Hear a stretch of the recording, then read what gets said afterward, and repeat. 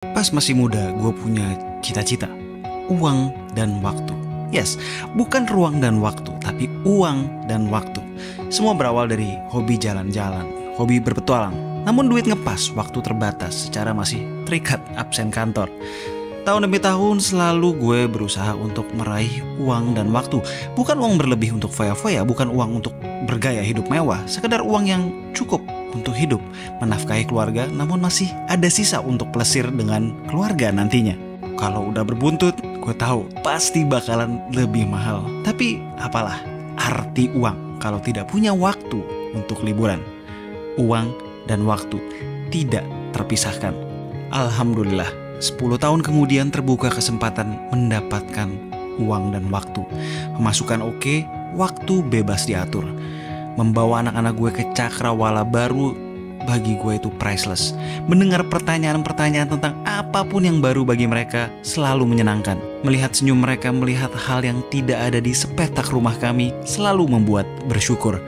Di tengah pelesiran masa muda dulu yang serba terbatas, cita-cita uang dan waktu muncul. Sejak itu pula gue melakukan segalanya untuk mencapai hal itu, dan yang penting percaya akan meraihnya. Mestakung, semesta mendukung. Yo Gadgeters, gue sebenarnya bingung ya. Total kan udah 3 video yang featuring Sony Xperia One Mark V yang udah K7 bikin. Cuman masih aja kalian minta, bang video reviewnya mana?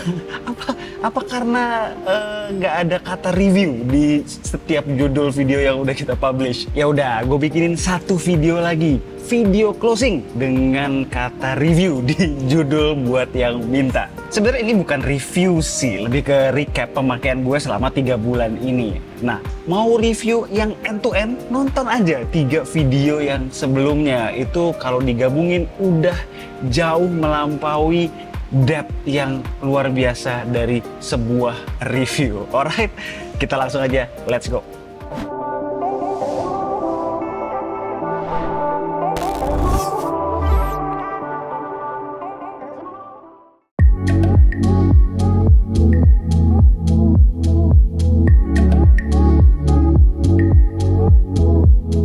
Sebetulnya gue berat ya mau berpisah sama Xperia One Mark V ini. Berat banget. Cuma ya gimana? Pertama, ini handphone mahal. K7 butuh budgetnya untuk dialokasikan ke rilisan smartphone di semester kedua yang bakalan banyak banget. Ada iPhone 15 Pro Series yang saat ini sudah beli, ada Pixel 8 Series nanti, serta ada beberapa handphone-handphone resmi yang seharusnya bakalan dirilis quite soon.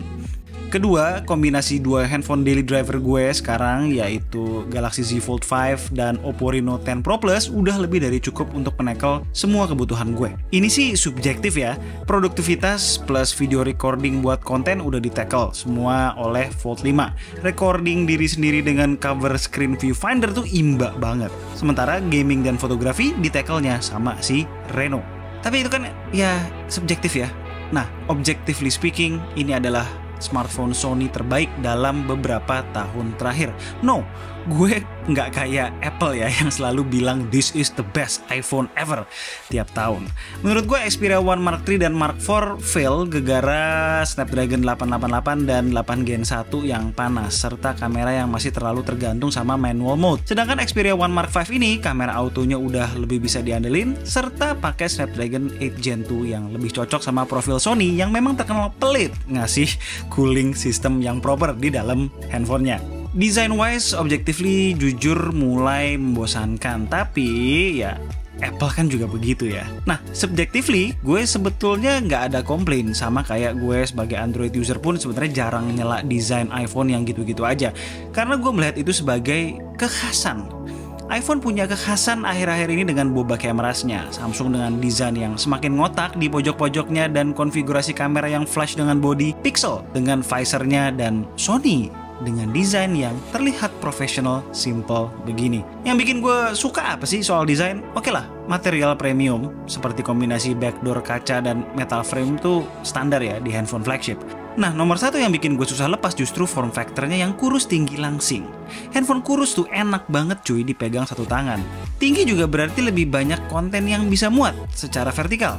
Untungnya penggantinya si Z Fold 5 punya form factor yang kurus juga, lebih kurus malah. Plus desain belakang Z Fold 5 mirip pol sama Xperia One Mark V. Jadi bakal mengobati kekangenan gue sama si Xperia ini. Hal kedua soal desain yang bakal bikin gue susah lepas dari Xperia One Mark V datang dari sektor audio, yaitu adanya headphone jack dan front facing stereo speaker. Beda loh stereo speaker ngadep ke depan dua-duanya sama stereo speaker yang dua-duanya ngadep ke samping atau satu ke depan satu ke samping.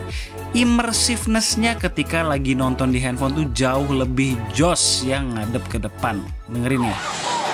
Take us to the Chrysler building. We'll make our way up to a ship and take down Krang on his home turf. Masih soal nonton juga, aspek rasio 21:9 ya, which lebih dekat ke aspek rasio film-film juga membuat experience gue yang sering nonton di handphone tuh lebih enjoyable. Pas aja. Lanjut soal kamera.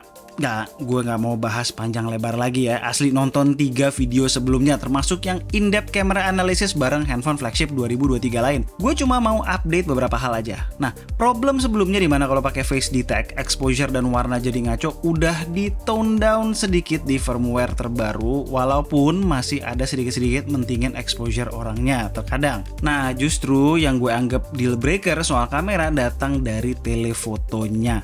Variable continuous zoom-nya memang secara konsep canggih, cuma menurut gue dia butuh sensor yang lebih baik di belakang sistem lensanya. Ini tuh cuma usable di good lighting, redup sedikit, bubar.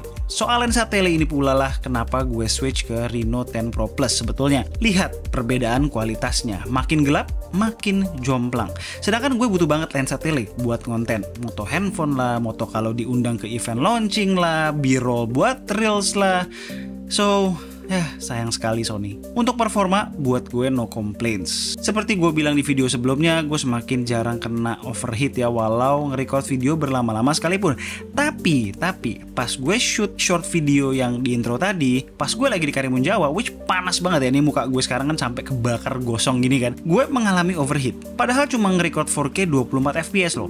Kemungkinan, mungkin nih, gegara gue pakai S-Cinetone kali ya. Nggak yakin juga gue, not sure. Soalnya sebelum-sebelumnya gue record 4K 60 tuh aman terus. Lalu kalau buat main game ya Genshin Impact gue udah nggak coba lagi, tapi di game sehari-hari gue yaitu di LOL Wild Rift gue bisa dapat stabil ya di 120 fps dalam satu game. By the way, kalau mau cek performa kayak gue gini, monggo pakai PerfDoc. Link untuk sign up dan downloadnya udah gue taruh di deskripsi tuh.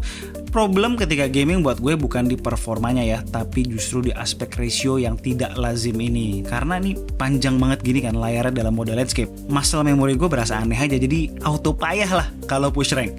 Lain-lainnya tentang handphone ini sih ya masih sama lah ya, kayak yang udah gue bilang di video-video sebelumnya. Layar OLED-nya bagus, kalau lagi nonton konten yang support bisa jalan di resolusi 4K.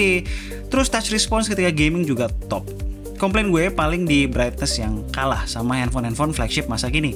Battery life juga masih sama, bagus sesuai handphone dengan Snapdragon 8 Gen 2 yang punya baterai 5000 mAh lainnya. Charging juga masih sekedar so-so di 30 watt, 1,5 jaman kurang lebih baru full dari nol, dan chargernya tidak dapat dari dalam box. Soal software, good newsnya udah nyaris nggak ada bug di updatean Agustus-September kemarin ini. Kalau ada saran nih buat Sony, come on lah, update komitmennya dipanjangin. Masa handphone segini mahal cuma bakal diupdate sampai Android 15, gile lu. Dan mengingat line up Sony itu produknya cuma sedikit, masa nggak bisa commit resource untuk at least 4 kali major Android update? Kalau kayak Xiaomi gitu ya, produk bejibun, pegawai dikit, wajar lah susah maintain update sepanjang. Lah ini kan Sony.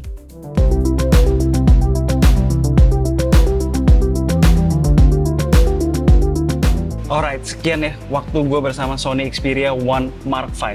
Kesimpulan gue tetap sama. Buat Sony fans, ini adalah handphone Sony terbaik beberapa tahun terakhir. Lo dapat kepuasan memegang sesuatu yang begitu premium, begitu anti mainstream. Namun kali ini deal breakernya tidak sebanyak versi-versi sebelumnya. Buat yang lebih open sama brand lain, banyak sekali ya pilihan yang lebih baik dan lebih murah. Goodbye Sony Xperia One Mark V. 3 bulan bersama banyak sekali memori kita kawan. Oke, buat yang nanya nih, Bang, Sony Xperia 5 Mark V-nya gimana? Masih dipertimbangkan, masih direncanakan, tapi gue gak janji bikin videonya. Alright, sekian aja video dari gue kali ini. Gue Alessa and this is K2G. Tunggu racun-racun kami berikutnya. Ciao.